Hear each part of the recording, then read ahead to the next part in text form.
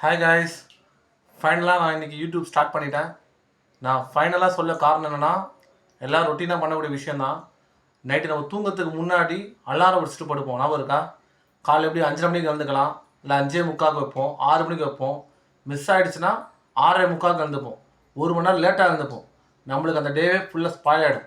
அதே போல் தான் இப்படி ஆரம்பிக்கலாம் யூடியூப்பு, அப்படி ஆரம்பிக்கலாம், இன்றைக்கி ஆரம்பிக்கலாம், அன்றைக்கி ஆரம்பிக்கலாம்னு சொல்லி எல்லாமே யோசனை இருந்ததை தவிர்த்து எதுவுமே செயல்பாடில் வரல.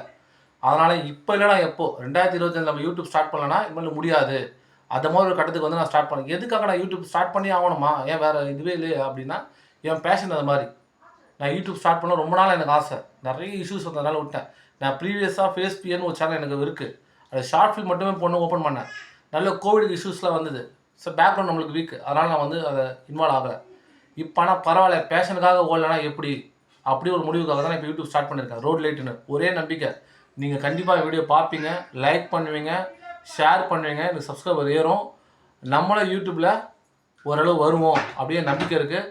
உங்களை நம்பி வரேன். இந்த ரோட் லைட் கண்டிப்பாக உங்களுக்கு வெளிச்சத்தை தரும்.